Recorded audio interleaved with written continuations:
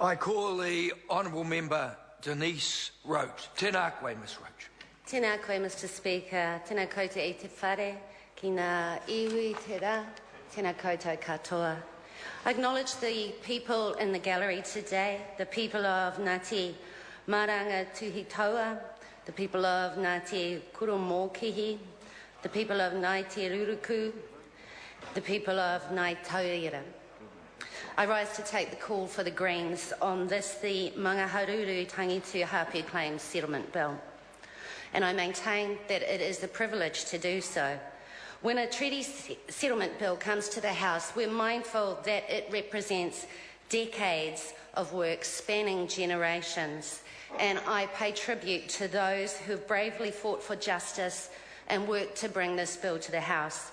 And I acknowledge the struggle that it has taken to have some of these wrongs righted and to receive an apology from the Crown. I think one of the most important aspects of this bill is that, together with the deed of settlement, it records the historical nature of the grievances that this bill seeks to address.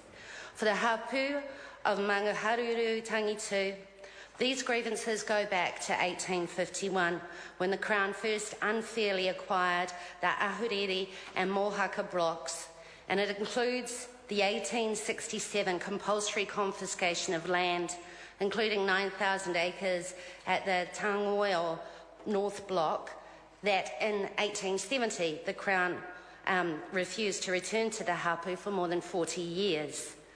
In 1870, the Crown also allocated 30,000 acres at Kaiwaka to reward a Crown ally and refused to investigate the Hapu rights.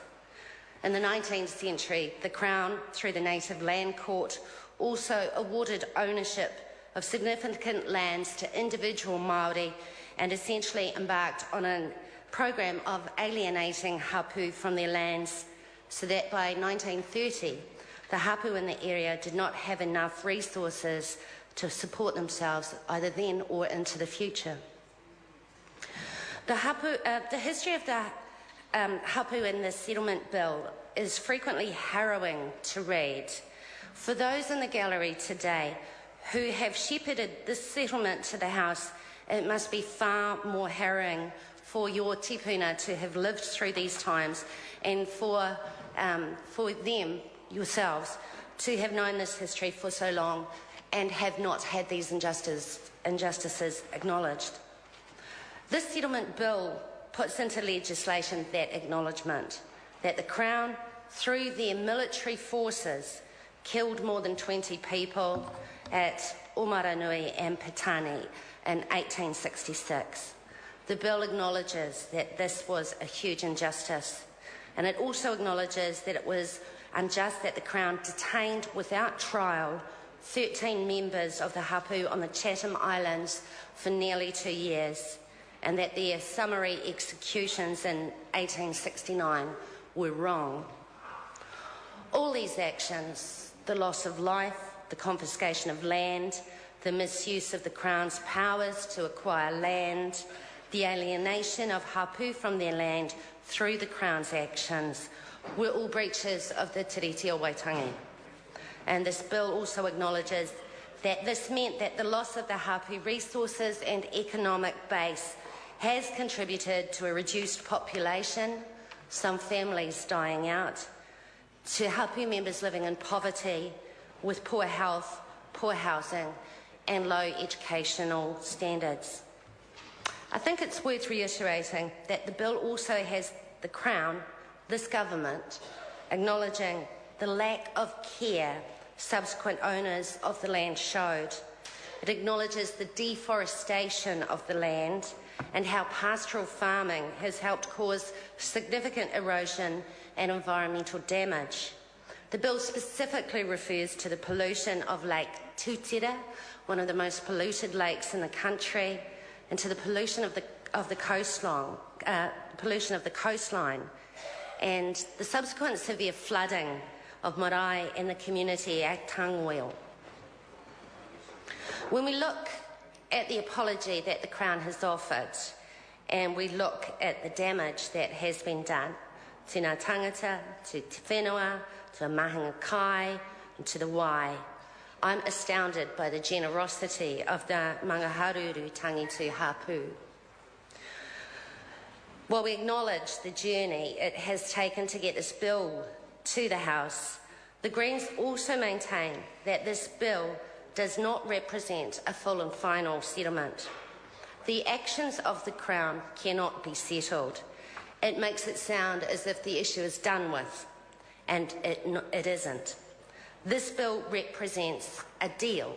It represents the best deal the Hapu can negotiate at this time, but it is still a deal. The ramifications of the Crown's actions are not final, so this cannot be a final settlement because generations to come will still be affected. The commercial redress amounts to around about 23 million. Some property, including receiving rental proceeds from Crown forestry licence and some forestry land, as well as the right of refusal of other Crown property. And I'm frequently amazed at how many New Zealanders resent the compensation negotiated by the Crown with iwi over treaty breaches. I guess it's because a lot of New Zealanders do not know the history of Aotearoa New Zealand and tend not to see things in context. If we compare this commercial redress to other things the government spends its money on, the amount becomes less significant.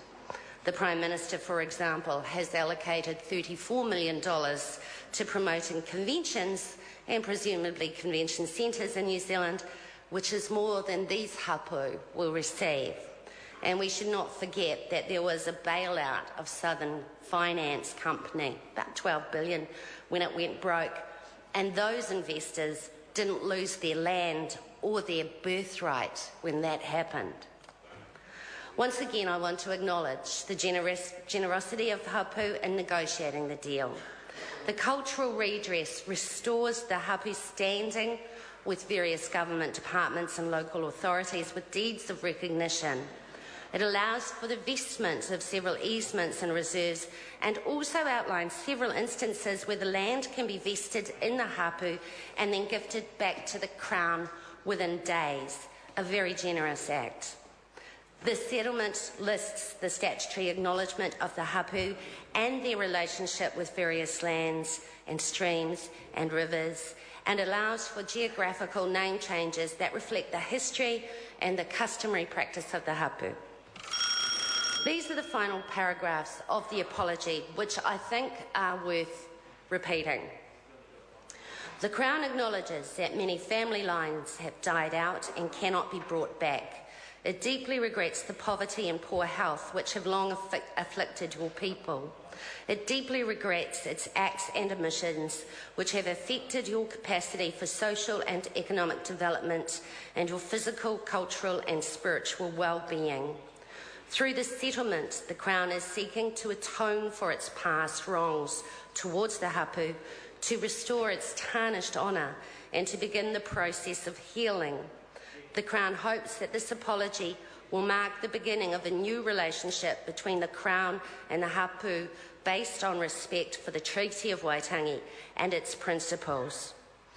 I acknowledge that this is a day for celebration and that these Hapu wish to move into the future with hope and with their pride restored.